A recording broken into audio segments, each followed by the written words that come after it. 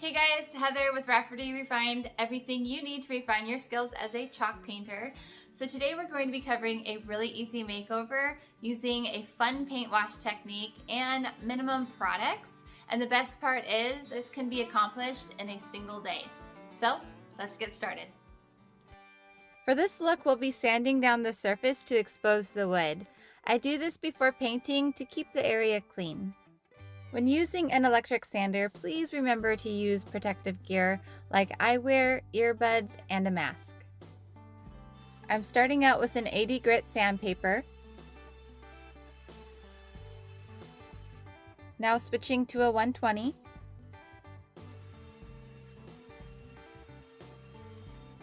And keep working your way down until you smooth it out by hand with a 320 grit. And I'll just be doing the edges by hand with a sanding block. It's a good idea to vacuum or sweep up all that debris to keep your work area clean so nothing gets in your paint. You'll want something to keep your project up off the ground. If you don't have rollers, you can use little discs, tiles, or even coasters. Just something to create a barrier for when you're painting. So I'm just going to wipe the top off with a lint-free rag just to kind of get off all the debris so we're working with a clean surface when it comes time to tackle this part of the project.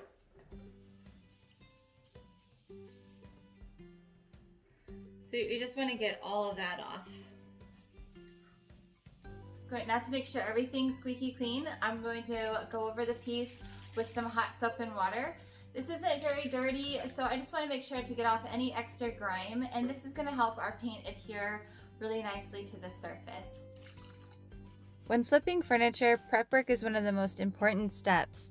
That includes cleaning, sanding, priming, and also doing small repairs.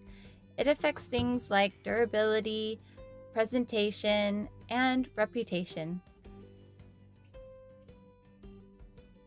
I'll be removing the hardware and setting them aside.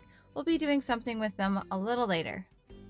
So before I start painting any project, I go over my piece and give it what's called a scuff sand. What that is you can take a 220 grit sandpaper block or a piece of sandpaper and you just basically give it a scuff.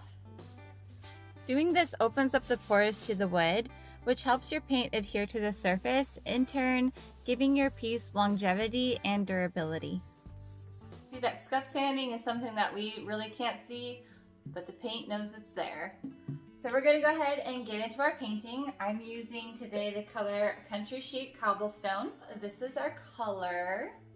Now, when working with chalk paint, it can be kind of thick. So what we generally do is water it down, and how we do that is by misting our surface and misting our brush and using water as we go along. So I'm going to start off by misting my brush. Kind of working it into the bristles a little bit.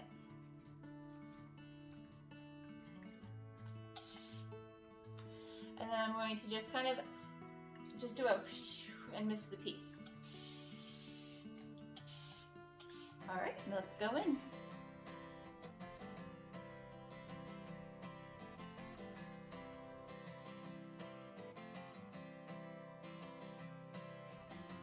As you can see, the coverage is just fantastic.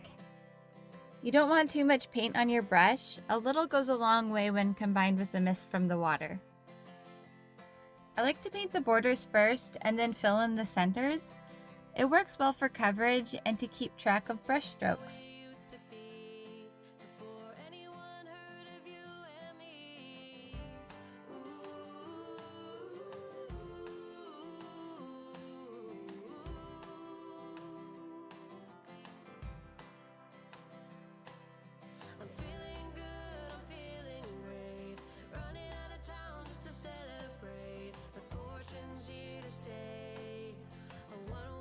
Get to a better day, a rocking chair and a glass of wine, in the shade of a tree, and I'm feeling fine. There's not a lot to add.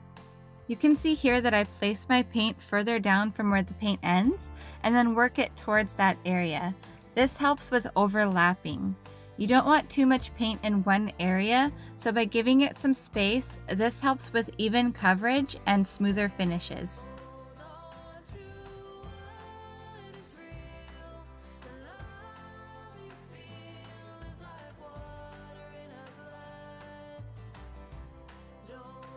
Hey guys, so we are about an hour and a half into our project. I'm going to go and put this in a Ziploc baggie in the refrigerator while our project dries. These brushes, they hold a lot of paint, so instead of rinsing them out, we're able to keep them refrigerated, nicely chilled, while we're working on our projects until the very end, and then we can rinse them out. While our first coat is drying, let's move on to our knobs. So this is my little spray painting box, and we're going to go ahead and puncture 3 holes right on top.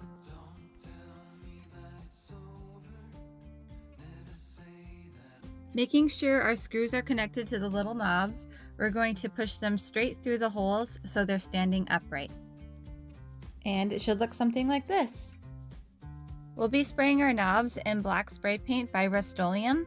It's a paint and primer all in one. Every company is different, so please read the back before using these products. I'll give them a light mist and then come back as they dry and give them a few more from each direction. Look at this amazing coverage. This is just incredible. So we just got a few touch-up areas, nothing too big or concerning to where this is going to take a lot of time. Are you guys more neutral, or do you like a lot of color? You like this color? Let me know in the comments down below. Starting with a mist of water on our brush again, the second coat is always different in texture, so generally you will need different amounts of paint and water than the first coat.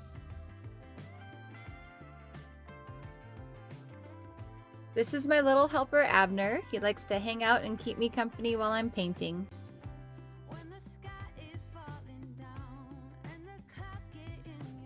Start to notice when your paint is getting a little thick, and if it starts dragging across the surface like honey, that's a good indication that you need to add water to your surface, and that will help move your paint along better.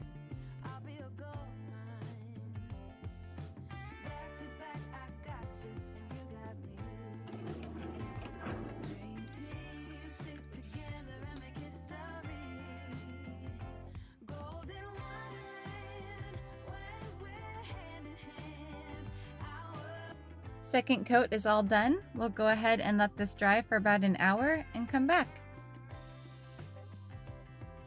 So now that our project's all dry, we're going to go ahead and start the paint wash.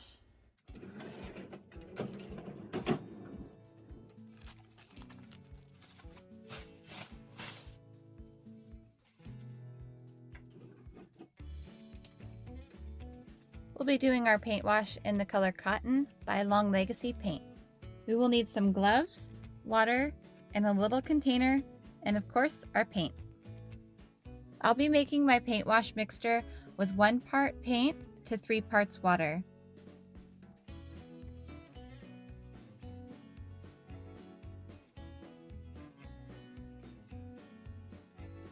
We'll also need a container or a little bucket of water. So I'm sure many of you have seen these sponges. They're pretty dense and you get them at the dollar store. So we're going to be doing our paint wash with this today. You just need to put on your gloves. So all I'm going to do is take my sponge, dip it into the paint, squeeze it out, and you just swipe it across. And you go back and forth. Let's hold this up just a little bit. There we go. Kind of just want it down a little bit more. If we want to take away any of the pigment or make it look a little more streaky, all we need to do is dip our sponge into the water and give it a rinse and a squeeze, and then come back and keep working on the look that we want. Bring your sponge around the edges to kind of incorporate those with the paint. And you are good to go. I'll go ahead and show you one more really quick on the front, and then we'll move on to the side. Paint washes have a tendency to have the paint sink to the bottom, so it's really good just to kind of give things a stir in between your sides, just so you have the same consistency with color.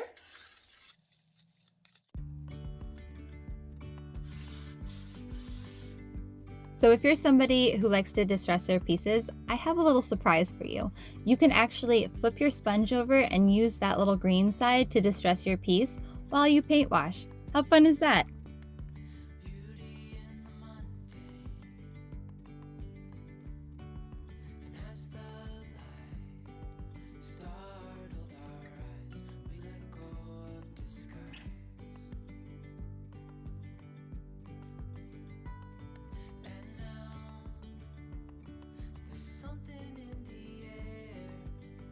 We will be using Wise Owl Furniture Salve to nourish and protect our piece today.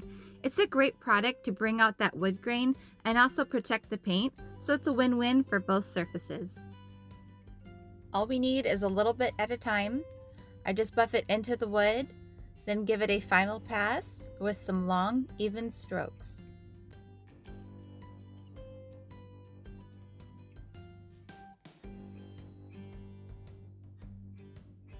For the bottom, I'm using an old sock. I find it easier to put a sock over my hand and apply the salve on the bottom parts like this. I'll just be going along in even strokes, buffing the product into the paint. I'm going to let this soak in and sit for about a half hour and come back to see if there are any residuals to wipe up. So it's been about a half hour and it's still some residuals left on the surface. So I'm just going to take a lint-free rag and wipe those residuals off, and we'll put it on our hardware.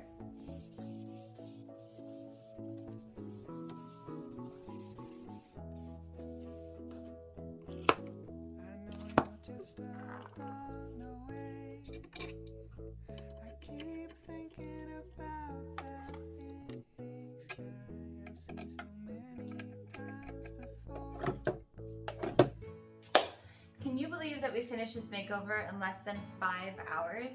And it's such an easy makeover. So if you'd like to accomplish a really quick makeover and have it be more than a one-dimensional piece, this is a great option. Really enjoy the wood grain and paint look together.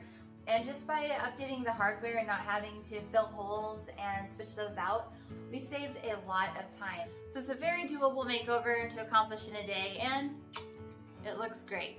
So if furniture makeovers are your cup of tea, I'll be coming out with another one next week, so stay tuned for that. And until then, just remember to give this video a thumbs up, subscribe to the channel, and ring that bell for notifications so you know when I upload new videos. It was a pleasure doing this video, and I'll see you in the next one. Bye guys. I can hear the wind chime. It's always